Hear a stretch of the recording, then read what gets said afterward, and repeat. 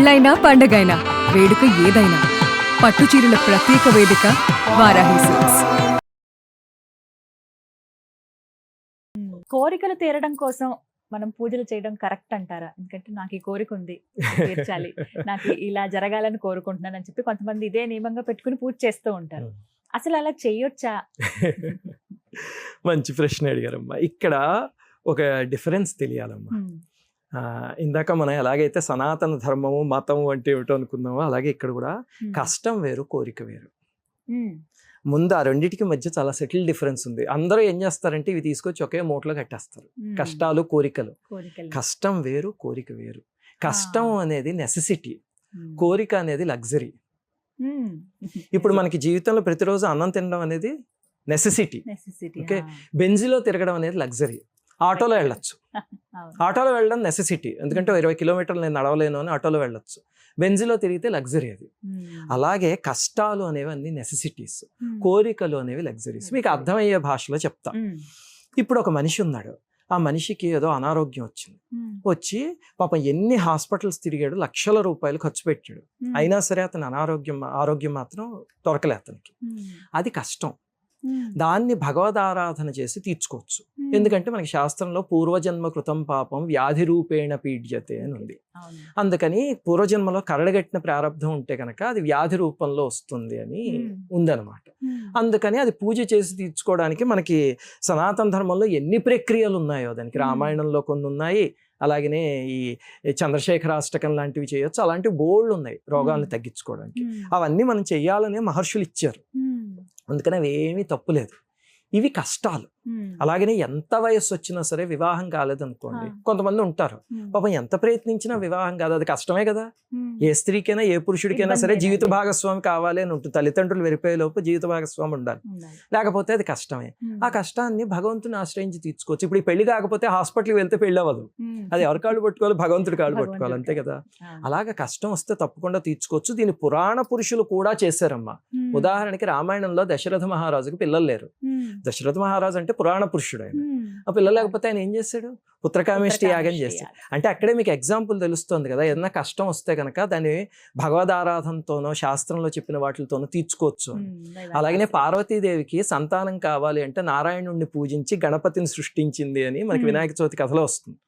అలాగే శ్రీకృష్ణ పరమాత్మకి జాంబవతీ దేవితో సంతానం కావాలి అని పరమేశ్వరుణ్ణి పూజించి ఆ పుట్టిన పిల్లవాడికి పరమేశ్వరుడు అనుగ్రహంతో పుడితే సాంబా అని పేరు పెట్టాడు. శివుడి పేరు సాంబుడి కథ ఉంది కదా మనకి. ఆ సాంబా అనే పేరు అక్కడి నుంచి వచ్చింది.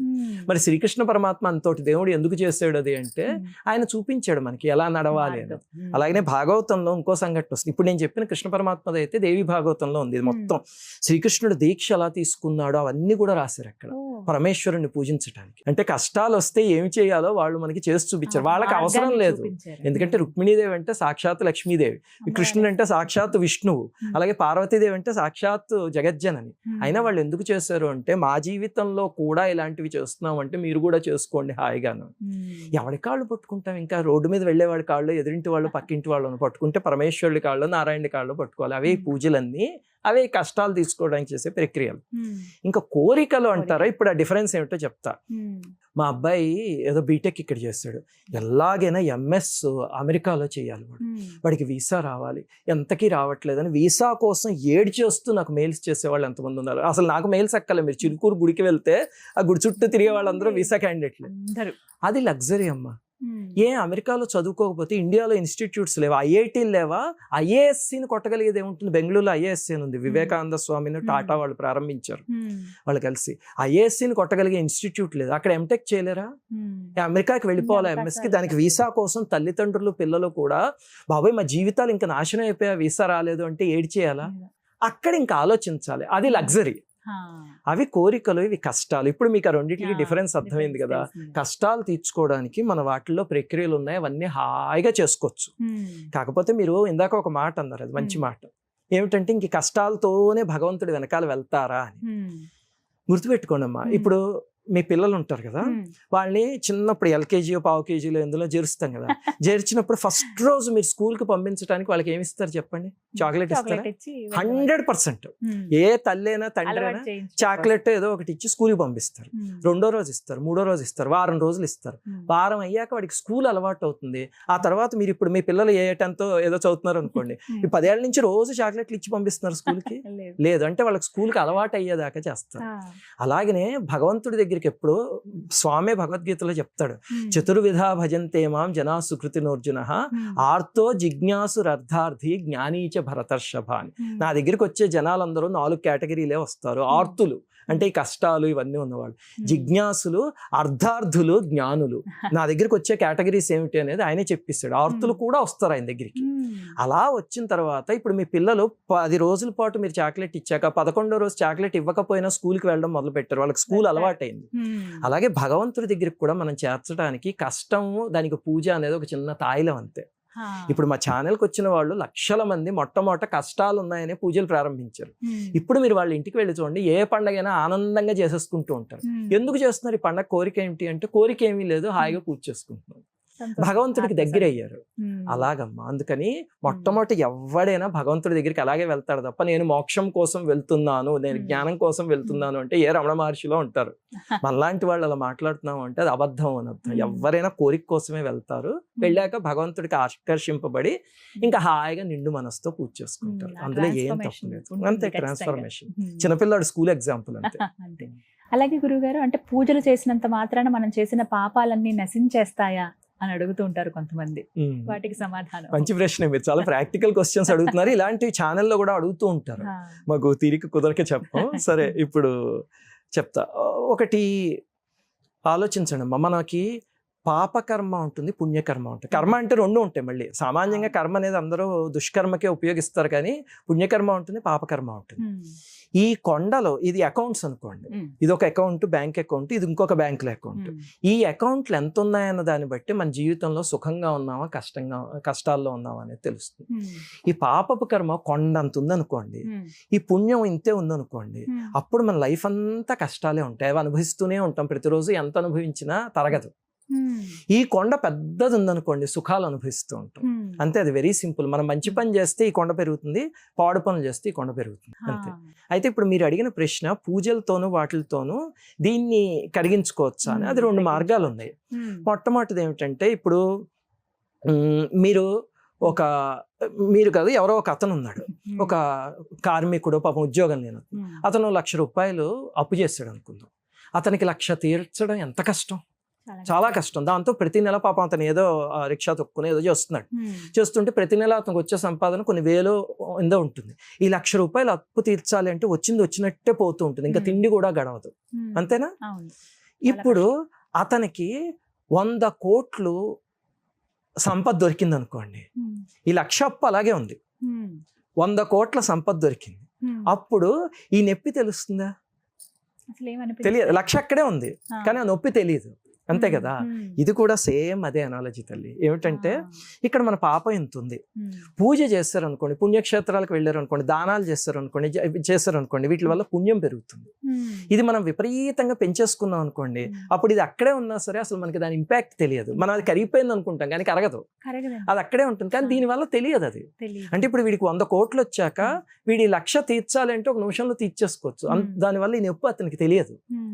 ఇది పెంచుకోవడానికి పూజలు, పుణ్యక్షేత్రాలు, దానాలు ఇవన్నీ ఒక మార్గం.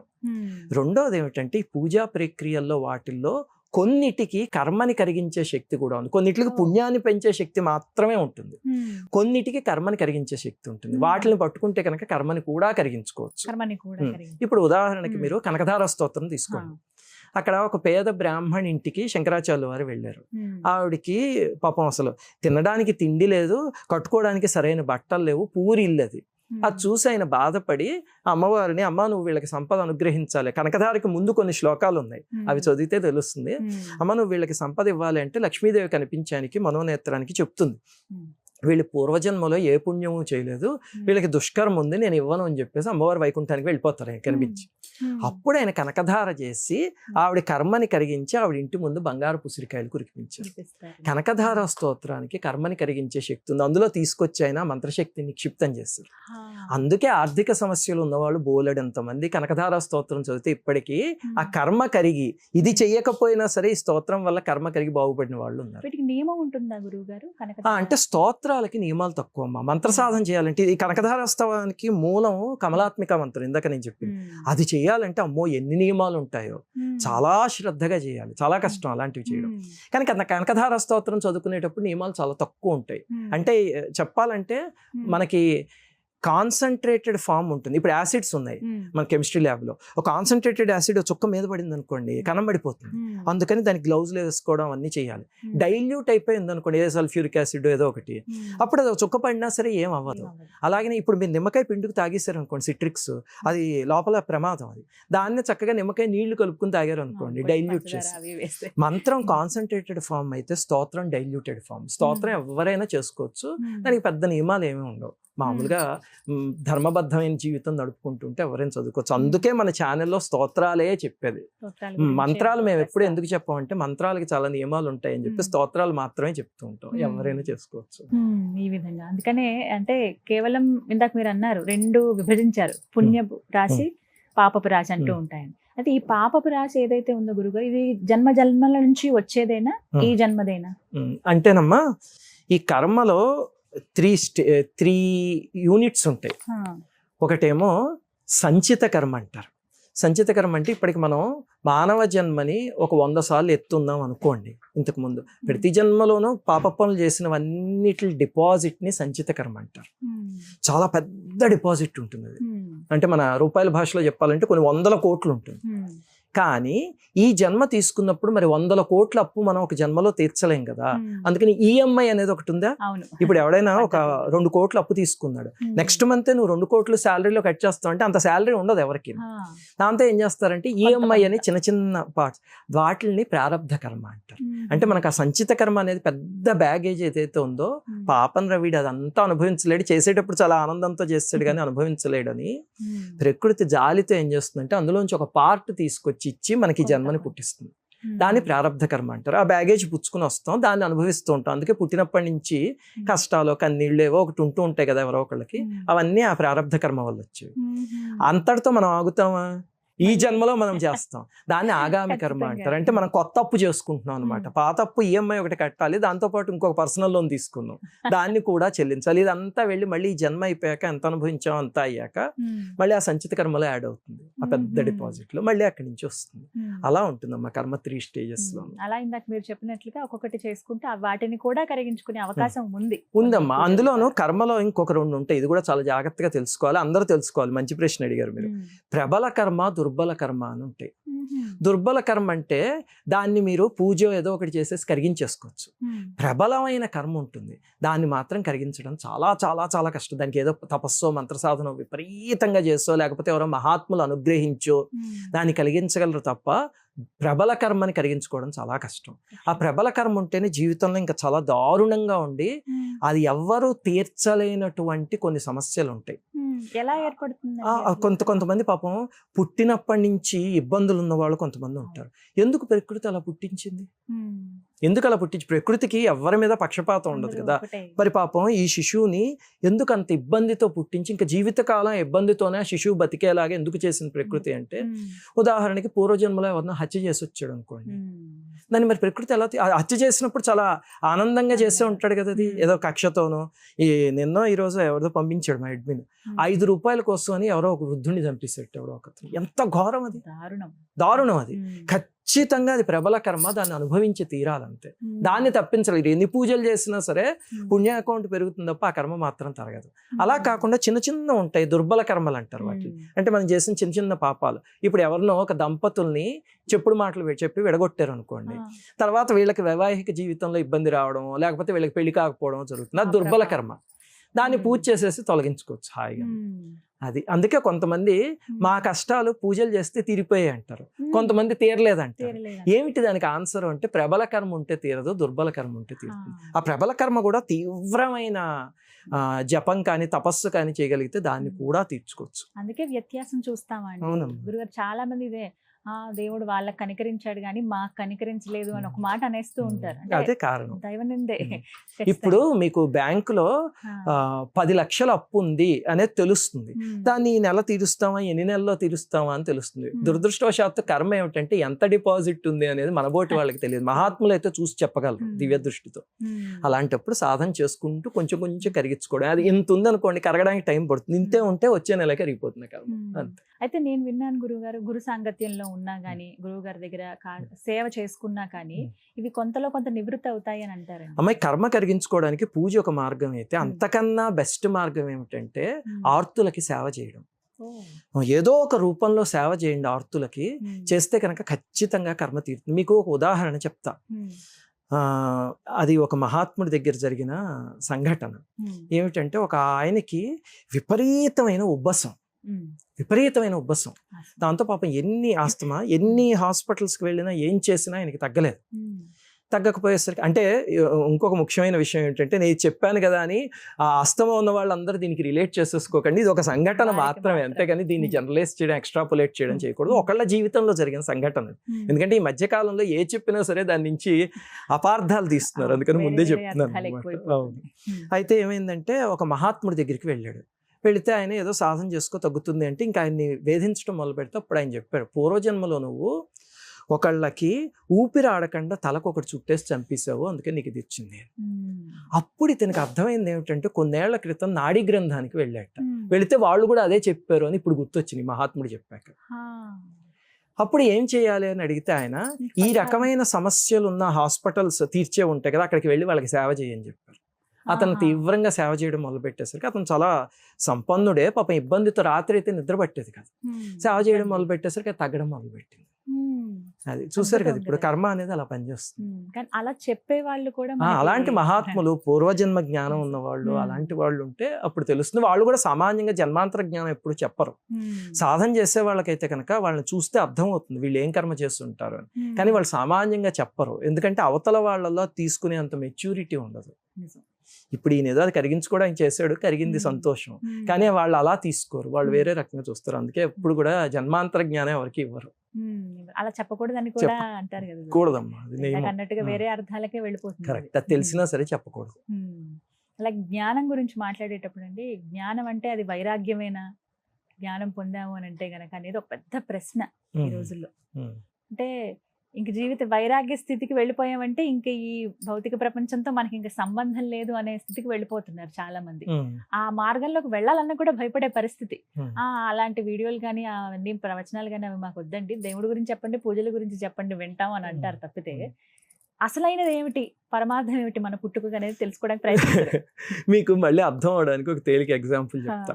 ఇప్పుడు ఒక కుర్రాడు ఉన్నాడు, అతనికి లవ్ ఫెయిల్యూర్ అయింది అనుకున్నాం. ఈ కాలంలో సామాన్యం కదా. ఒక గదిలోకి వెళ్ళి తలుపేసేసుకుని నాకు ఇంక ప్రపంచంతో సంబంధం లేదు, నాకు ఎవడో వద్దు, నేను ఎవరితోనూ మాట్లాడను అని గడుపుతున్నాడు. రమణ మహర్షి లాంటి జ్ఞాని దేనికి అంటకుండా ఎవరితో సంబంధం లేకుండా ఆయన బతుకుతున్నారు. ఇద్దరిది ఒకటే కేసా? కాదు. ఇతనిది విరక్తి, ఆయనది వైరాగ్యం. ఆ రెండు, విరక్తికి వైరాగ్యానికి చాలా సెటిల్ డిఫరెన్స్. ఇతనిది విరక్తి, మళ్ళీ రేపు పొద్దున్న అతనికి కావాల్సింది వస్తే మళ్ళీ ఫుల్ స్పీడ్తో వెళ్ళిపోతాడు. ఏంది వైరాగ్యం. వైరాగ్యం వచ్చిన వాళ్ళు భగవద్గీతలో పద్మపత్రం ఇవాంభస అంటారు. అంటే తామరాకు చూడండి ఎప్పుడు నీళ్లలోనే ఉంటుంది, కానీ ఒక బొట్టు కూడా మీరు ఇలా పైకి తీసి ఒక దులిపితే క్లీన్ అయిపోతుంది, అంటే ఒక ఇంత తడి కూడా ఉండదు, కానీ ఎప్పుడు ఉండేది నీళ్లలోనే. రమణ మహర్షి లాంటి మహనీయులు, జ్ఞానులు అలా ఉంటారు. అది వైరాగ్యం. అది జ్ఞానం వల్ల వస్తుంది. అదొక ప్రీరిక్విజిట్ కూడా. మెల్లిగా జ్ఞానం, వైరాగ్యం అనేవి ఇలా ఒకదానితో ఒకటి పెనవేసుకుని ఉన్నవి. అది రెండోది విరక్తి. ఈ విరక్తి పుట్టించే ప్రక్రియలు కొన్ని ఉన్నాయి. అలాంటి వాటికి వెళ్తే జీవితం అంటే విరక్తి వస్తూ ఉంటుంది.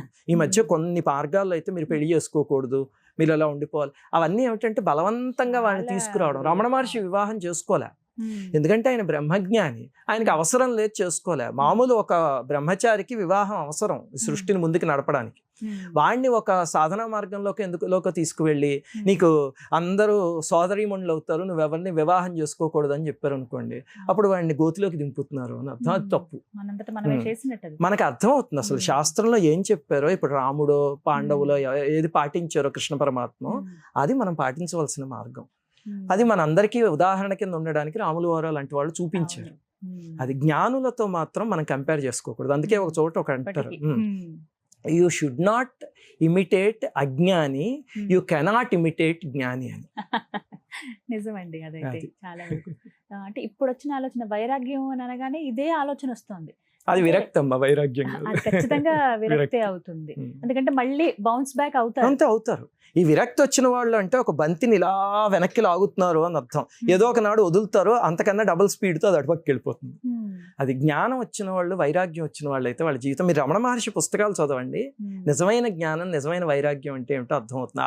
డిటాచ్డ్ అటాచ్మెంట్ అనమాట. ఇప్పుడు ఆయనకి సర్కోమా వ్యాధి వచ్చింది, వస్తే ఆపరేషన్ చేస్తుంటే నాకు మొత్తం ఏం అక్కర్లేదు అన్నారు అని మనం టీవీలో ఎవరికైనా సర్జరీ చేస్తుంటే చూస్తాం. అలాగే ఆయన చేతికి చేస్తుంటే అలా చూస్తూ కూర్చున్నారు, నొప్పి లేదు ఏమీ లేదు. ఏమిటి అంటే ఇది వేరు నేను వేరు అనే స్థాయికి ఆయన వెళ్ళిపోయారు.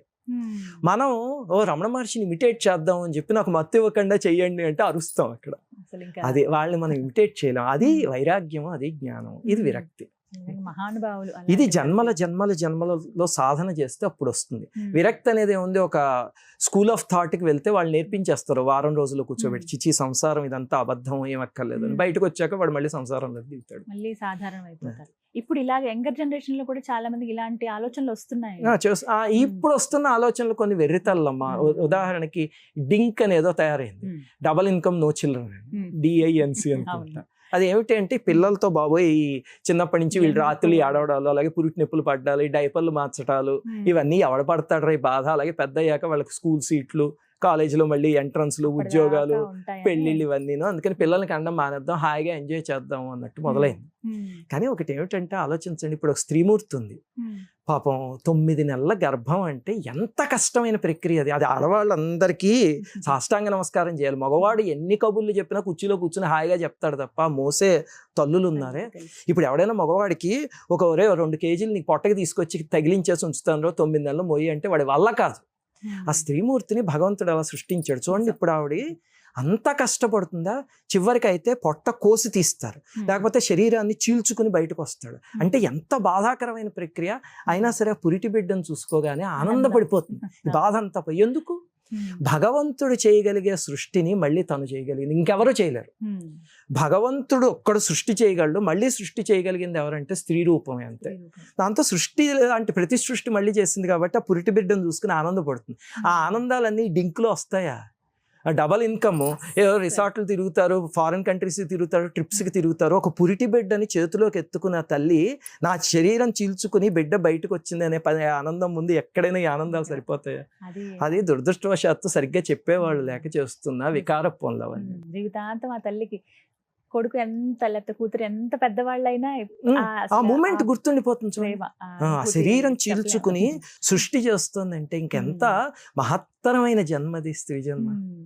కానీ ఇప్పటి జనరేషన్ ఇలా అయిపోయింది చాలా వరకు. అది ఊరికేనమ్మా, వెర్రితల్లు వేస్తున్నాయి అంతే. ఈ సినిమాలు అవన్నీ చూసి చెప్పేవాళ్ళు లేక తల్లిదండ్రులు కూడా చిన్నప్పటి నుంచి బాబాయ్ భగవద్గీత చదువుతున్నాడు, మా వాడికి వైరాగ్యం వచ్చేస్తుంది, మా భగవద్గీత. వైరాగ్యం రావడం అంత తేలిక కాదు, ఒక రమణ మహర్షి రావడం అంత తేలిక కాదు. అది భగవద్గీత, మహాభారతం, లేకపోతే ఈ ప్రవచనాలు ఇలాంటివన్నీ చిన్నప్పటి నుంచి చెప్తుంటే అలాంటి వికారపు బుద్ధులు రావు, సరైన మార్గంలో వెళ్తారు. ఆ తల్లిదండ్రులు చేయాలి. వాళ్ళు ఎక్కడ వైరాగ్యం వచ్చేస్తుందని నాకు కొంతమంది తల్లిదండ్రులు తెలుసు. నువ్వు వెళ్తే పబ్బుకి వెళ్ళరా పర్లేదు, కానీ శ్లోకా క్లాసులకు మాత్రం వెళ్ళకు అనేవాళ్ళు ఉన్నారు. అదేమిటంటే అమ్మో అక్కడికి వెళ్తే ఏదో వైరాగ్యం వచ్చేస్తున్నారు, అంత తేలిగ్గా ఏమి రాదు. కానీ ధర్మం అంటే ఏమిటో తెలుస్తుంది కనీసం. అది మన బాధ్యత, తల్లిదండ్రులుగా ఖచ్చితంగా పిల్లలకి ఇవి నేర్పించాలి. ఆస్తులు ఇచ్చినా సరే అవన్నీ తరిగిపోతాయి తప్ప ఈ ఆస్తి ఇవ్వండి ఇది ఉంటుంది. చూడండి, ఇందాక మీకు నేను చెప్తున్నా, మా నాన్నగారు చిన్నప్పుడు 4వ తరగతి నుంచి అప్పటి నుంచో బలవంతంగా లలితా సహస్రనామం పూజ చేయించేవారు. చేయిస్తే నేను ఏం చేసేవాడిని, అక్కడ పూజలో కూర్చుని బాబోయ్ ఈయన బలవంతంగా ఇంత చేయించేస్తున్నారు, అప్పుడు 25 నిమిషాలు ఎంతో పట్టేది అనుకునేవాడిని. ఈ రోజు ఆయన నాకు ఇచ్చిన ఆస్తి ఎన్ని కోట్ల విలువైందో ఇప్పుడు తెలుస్తుంది. మామూలు ఆస్తులు ఇస్తే అది ఉండదు. ఈ రోజు నేను అమ్మవారి ముందు కూర్చుని ఆరాధించుకుంటూ నాకు ఏదొచ్చినా, కష్టం వచ్చినా సంతోషం వచ్చినా అమ్మా అని అమ్మ దగ్గరికి వెళ్ళిపోతాను. వెళ్ళిపోతే అప్పుడు ఓహో ఈ అమ్మవారి చేయి పట్టుకోమని అందించింది మా నాన్నగారు అని అప్పుడు అనిపిస్తూ ఉంటుంది. అదే తల్లిదండ్రులు ఇవ్వాల్సిన ఆస్తి అంతే. అలాగే నాన్నగారి గురించి మాట్లాడారు. అలాగే మీ అమ్మగారికి అండి తిరుమలలో జరిగినటువంటి ఒక ఘటన, ఆ అనుభూతి, అలాంటివి మీకేమైనా ఎదురయ్యాయా? అలాంటి అనుభవాలు ఏమైనా మీ జీవితంలో ఉన్నాయా? అంటేనమ్మా మా అమ్మగారికి వెంకటేశ్వర స్వామి అంటే ప్రాణం. నాకు అమ్మవారు అంటే ఎలా ఇష్టం, ఆవిడకి వెంకటేశ్వర స్వామి అంటే అలా ఇష్టం. చిన్నప్పటి నుంచి ఏదున్నా వాళ్ళ ఇంట్లో ఇంత పెద్ద వెంకటేశ్వర స్వామి మూర్తి లాంటిది ఉండేట, పాదాలు ఇలా ఉండేవిట. ఆవిడ వెళ్ళి ఆ పాదాల మీద తల అంచేసుకుంటే చిన్నప్పటి నుంచి ఆవిడకి ఇంకంతే తృప్తి అనమాట. ఎంత దుఃఖం వచ్చినా ఏదొచ్చినా సరే ఆ పాదాల మీద తల అంచేస్తే ఆవిడకి తృప్తి అంతే. దాంతో ఆవిడ వెంకటేశ్వర స్వామిని ఒక తండ్రి అనుకున్నట్టే ఆవిడ పెరిగారు. దాంతో ఆవిడకి తిరుమల వెళ్తే అసలు ఒళ్ళు తెలిసేది కాదు. అయ్యి బాబోయ్, అసలు ఇంకా ఒళ్ళు తెలిసేది కదా. ఆ కాలంలో ఏమిటంటే ఇప్పట్లో కాదు, మా చిన్నప్పుడు అంతా ధర్మదర్శనం చాలా తేలిక. ముఖ్యంగా రాత్రిపూట వెళ్తే కనుక రాత్రి 10-10:30 నుంచి మొదలు పెడితే పావు గంటకు దర్శనం అయిపోయేది. మీరు నమ్మరు అసలు. ఆ వైకుంఠం క్యూ కాంప్లెక్స్ నుంచి ఇలా నడుచుకుంటూ వచ్చేస్తే వైకుంఠం దగ్గర నుంచి దర్శనం అయిపోయేది అంతే. ఒక పావు గంటలో చేసేసి బయటకు వచ్చేది. అప్పుడు నాకు ఇప్పటికీ గుర్తు, ఒక రోజు అయితే మా అమ్మగారు 11 దర్శనాలు చేస్తారు ఒకే రోజు. దాంతో బయటకు వచ్చే కన్నా మళ్ళీ ఇంకొక దర్శనానికి వెళ్దాం దా అంటే, అమ్మ మళ్ళీ ఏమిటమ్మా నిద్ర వచ్చేస్తాం, పర్లేదురా అని చెప్పి లాస్ట్ ఆలయం క్లోజ్ చేసేదాకా ఒక్క రోజులో 11 దర్శనాలు చేసి, అబ్బా నా జన్మలో ఈ రోజు నేను 11 సార్లు దర్శనం చేసుకున్నా స్వామిని అని ఆవిడ బయటకు వచ్చి చెప్తే నేను బాబు ఇదేం గిన్నిస్ రికార్డ్ రా బాబు అనుకునేవాడిని ఆ కాలంలో. ఆవిడకున్న భక్తి తీవ్రత అది వెంకటేశ్వర స్వామి మీద. అందుకే స్వామి చిన్నప్పుడే అలా కనిపించి ఆవిడకి ఆ సంఘటన చెప్పాను కదా నేను, అలా చేశాను. నాకేమైందంటే చూడండి, భగవంతుడు పిచ్చిక్కాలకి దారం గట్టి లాగడం అంటారు, అలాగే ఎప్పుడేది అవసరం అవుతుందో అలా చేస్తాడు. మా అమ్మగారు వెళ్ళిపోయిన తర్వాత నేను ఈ ఛానల్ మొదలుపెట్టాక తిరుమల రీసెర్చ్ చేయడం మొదలుపెట్టాను. తిరుమలలో చాలా విషయాలు గుప్తంగా ఉండిపోయాయి. మన చిన్న ఆలయం అనుకుంటాం కానీ బోల్డ్ ఉన్నాయి అందులో. దాంతో రీసెర్చ్ చేయడం మొదలు పెట్టేసరికి ఇంకా నా మనస్సు స్వామి మీద లగ్నం అవడం మొదలుపెట్టింది. అప్పుడు అన్నిటిలోకి నేను తిరుమల మూల విరాట్ ఆకర్షణ రహస్యం అని ఒక అరగంట వీడియో చేశాను.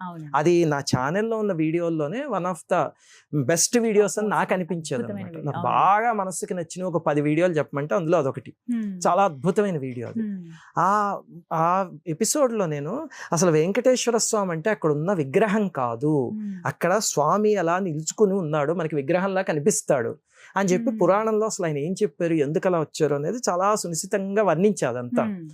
అది చేస్తున్నప్పుడు నాకు మనస్సు లగ్నం అయిపోయింది. ఇంకా ఆ లగ్నం అయిపోయి అది అప్పుడు నాకు తిరుమల అసలైన స్వరూపం, మా అమ్మగారికి ఏ స్వరూపం కనిపించిందో అది నాకు ఆ ఎపిసోడ్ చేశాక కనిపించడం మొదలైంది.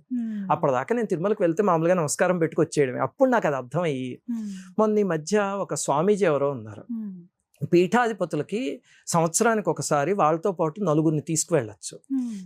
కొంతమంది పీఠాధిపతులకి తిరుమల కొండ మీద ఏదో మఠం, వాళ్ళు ఏమిటంటే ఈ కులశేఖర పడి అని ఉంటుంది గుమ్మం స్వామివారి ముందు, అక్కడ కూర్చోబెడతారు. ఆలయం మొత్తం ఇంకా దర్శనాలు ఆపేసేసి అరగంట సేపు ఆ స్వామీజీని ఆయనతో వచ్చిన 4గురిని కూర్చోబెడతారు. కూర్చోబెట్టి స్వామిని అలా చూసుకోవచ్చు మనం. అలాగే ఒక స్వామీజీ కుక్కే అని ఒక క్షేత్రం ఉంది, ఆ స్వామీజీ వారికి నేనంటే అమితమైన వాత్సల్యం, వారు రానాన్న శ్రీనివాస్ అని చెప్పి తీసుకువెళ్ళి అక్కడ కూర్చోబెడితే అరగంట చూస్తే నాకు అప్పుడు స్వామి ఆ తత్వం ఏమిటి, ఆ దివ్యమందం గల విగ్రహం ఏమిటి అని చివరికి నేను చేసిన వీడియోలన్నీ నాకు కనిపించడం మొదలుపెట్టి అనమాచార్యుల వారి జీవితంలో సంఘటన వస్తుంది. దాచుకోని పాదాలకు తగనే చేసిన పూజలివే, పూసే నీ కీరితి రూప పుష్పములివే అయ్యా, దాచుకో అంటారు ఆయన. అంటే స్వామి నేను ఇన్ని కీర్తనలు రాశాను కదా, ఇవన్నీ నీ పాదాల దగ్గర అర్పిస్తున్న పుష్పాలు తీసుకో అని. అలాగా నేను అన్ని ఎపిసోడ్లు చేశాక స్వామి ఆ పువ్వులు స్వీకరించి నాకు ఈ సాక్షాత్కారాన్ని దర్శనాన్ని కదా కలిగించావా అని చెప్పి అక్కడ కళమాట నీళ్ళు వచ్చేసాయి. అలాగే అనమాచార్యుల వారి కీర్తన గుర్తొచ్చి అప్పుడు నాకు స్వామి నిజంగా తత్వం ఏమిటి అనేది ఆ రోజు అర్థమైంది. అది మా అమ్మగారికి జరిగినట్టు మహత్త అంటే కాదు, కానీ నా జీవితంలో స్వామి చేసిన మహత్త వెంకటేశ్వర స్వామి ట్రాన్స్ఫార్మేషన్. మా అమ్మగారి భక్తి ఏమిటో నాకు అప్పుడు తెలిసింది. అలాగా భగవంతుడు జరిగిన సంఘటనలు వేరే వేరే ఉన్న రామాయణం వాటి వల్ల ఈ తిరుమలకి సంబంధించింది అయితే ఇది నేను మర్చిపోలేని సంఘటన. అలా ఏమైనా దివ్య క్షేత్రాలకి వెళ్ళినప్పుడు జరిగినటువంటి సందర్భాలు చాలా ఉన్నాయమ్మా. మా అమ్మగారికి గాన్గాపూర్ లో జరిగిన సంఘటన ఒకటి చెప్పి, ఆవిడ ఇంకా ప్రాణాపాయ పరిస్థితుల్లో ఉంటే గాన్గాపూర్ తీసుకువెళ్తే ఆ రోజు రాత్రి బతికారు అని. అది గాన్గాపూర్ ఆ సంఘటన తర్వాతే నాకు గురుచరిత్ర అన్న దత్త సాంప్రదాయం అన్న ఇంకా తీవ్రమైన నమ్మకం కలిగింది. ఆ తర్వాత దత్త సాధన చాలా సంవత్సరాల పాటు నుంచి చేస్తూనే ఉన్నా. మా ఇంట్లో దత్తావతారాలన్నా మహాప్రీతి. అలాగా చాలా చోట్ల. అలాగే రామాయణం చేస్తే మా అబ్బాయి పుట్టాడు అని చెప్పాను. రాముల వారి మీద భక్తి ప్రతి చోట. అలాగనే లలితా సహస్రనామానికి సంబంధించిన సంఘటన ఒకటి ఛానల్లో చెప్పాను. మా అమ్మాయికి తీవ్రమైన అనారోగ్యం చేస్తే మా నాన్నగారు వచ్చి చదివితే తగ్గింది. ఆ తర్వాత నేను చేసే లలితా సహస్రనామం పైన మరింత శ్రద్ధ పెరిగింది. అది ఎలా పెంచుకోవాలి శ్రద్ధ అంటే దాని అర్థం తెలుసుకుంటే పెరుగుతుంది అని చెప్పి అర్థం తెలుసుకోవడం మొదలుపెట్టా. ఈ మధ్య భండాసుర వధ అని ఒక వీడియో చేస్తా. అది కూడా చూసి చాలా మంది లలితా సహస్రనామంలో చదువుతూ ఉంటే అనుభూతి కలుగుతోందండి అంటున్నారు. అలాగే అమ్మవారు భగవంతుడు ఎప్పుడెప్పుడు ఏది కావాలో అది కలిగిస్తున్నాడు. ఈ మధ్య పూరి వెళ్ళాం. పూరి రీసెర్చ్ చేయడం మొదలుపెట్టాను నేను ఆలయం గురించి. ఆ రీసెర్చ్ మొదలు పెట్టాక జగన్నాథ ప్రభువుకి ఎంత దగ్గర అయిపోయానంటే ఇంక అసలు ఆయన మా ఇంట్లో ఒక అన్నయ్య అంతే. నాకు ఎప్పుడు కావాలన్నా సరే నాకు అన్నయ్య అనేది జగన్నాథ ప్రభువే. ఆయన అలా పలుకుతాడు కూడా. మా పూజా మందిరంలో ఉంటాడు. రోజు మేము ఏం తిన్నా సరే ఆయనకి అదే పెట్టుకుంటూ ఉంటాం. జగన్నాథుడు ఇది ప్రసాద ప్రియుడు అనమాట స్వామి. అందుకే చెప్పన్ భోగ్ అని చేస్తూ ఉంటారు స్వామికి అన్ని రకాలు. వారికి అన్ని పెడుతూ ఉంటే రోజు చక్కగా నాకు అన్నా అంటే జగన్నాథ స్వామి అంతే. అలాగా ఉన్నాను రా అంటాడు. అన్నా అంటే ఉన్నా అంటాడు జగన్నాథుడు. అలాగా అది పూరి వీడియోల వల్ల మొదలై జగన్నాథుడితో అనుబంధం పెరిగింది. అలా ఒక్కొక్కటి స్వామి అలాగా చేర్చుకుంటున్నాడు.